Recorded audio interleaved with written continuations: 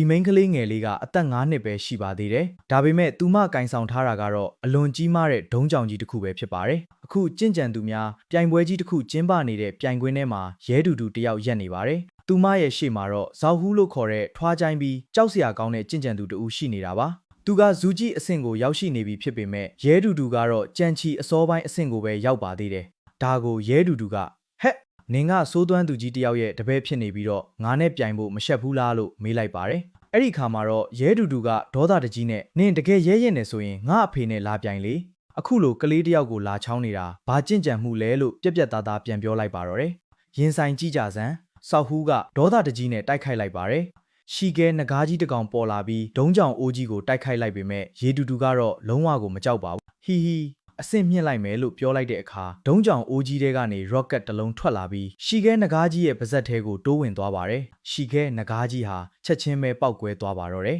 ။ဆောက်ဟူးလဲနောက်ကိုလွင့်စင်သွားပြီးမှုပွင့်ပုံစံပောက်ကွဲမှုကြီးတစ်ခုဖြစ်ပေါ်လာပါတယ်။ဆောက်ဟူးတယောက်အလုံးစုံပျက်စီးသွားပြီးသူ့ရဲ့ဒန်တရံမှာပျက်စီးသွားတာကြောင့်တာမန်လူတယောက်ဖြစ်သွားခဲ့ပါတယ်။ရေတူတူကဟော့မစိုးပါဘူးနော်လို့ပြောလိုက်ပါတယ်။ဒါကိုကြားလိုက်ရတဲ့ဆောက်ဟူးရဲ့အဖိုးစောက်တရံကန်ချက်ချင်းရောက်လာပြီးငါမြေးရဲ့ဒန်တရံကိုဖျက်ဆီးပစ်လိုက်တာလား။တရားဓမ္မခမ်းမကတပည့်တွေဒီမိန်းကလေးကိုဖမ်းပြီးချက်ချင်းတပ်ပစ်လိုက်ကြစမ်းလို့ဒေါသတကြီးအမိန့်ပေးလိုက်ပါတယ်။လူတွေကတိုက်ခိုက်ဖို့ချက်ချင်းပြေးထွက်လာကြပေမဲ့ရေတူတူရဲ့အဖေရက်ချမ်းကြီးကချက်ချင်းပေါ်လာပါတယ်။ငါမရှိဘူးလို့ထင်နေတာလားလို့သူကပြောလိုက်တဲ့အခါပြင်းထန်တဲ့စွမ်းအင်လိုင်းတစ်ခုထွက်ပေါ်လာပြီးတပည့်တွေအားလုံးနောက်ကိုလွင့်ထွက်သွားပါတယ်။စောက်တရံကန်လဲအံ့အားသင့်သွားပြီးရက်ချမ်းကြီးတယောက်ကျင့်စဉ်အဆင့်တွေပြန်ရသွားတာလားလို့တွေးလိုက်မိပါတယ်။ဒီနေ့တော့မင်းတို့နှစ်ယောက်လုံးကိုတတ်ပစ်မယ်လို့သူကကြုံဝါလိုက်ပါတယ်။ရက်ချမ်းကြီးကဓားကိုဆွဲထုတ်ပြီးအသင့်ပြင်လိုက်ပေမဲ့ရေတူတူကသူ့အဖေရဲ့ပခုံးပေါ်တက်ပြီးအဖေရဲ့ဓားပညာကတိတ်မကောင်းဘူး။သမီးပြောတာနားထောင်ပါလို့ပြောလိုက်ပါတယ်။အဲ့ဒီနောက်ရွှေရောင်ဂတ်တလင်းတနက်ကြီးတစ်လက်ပေါ်လာပြီး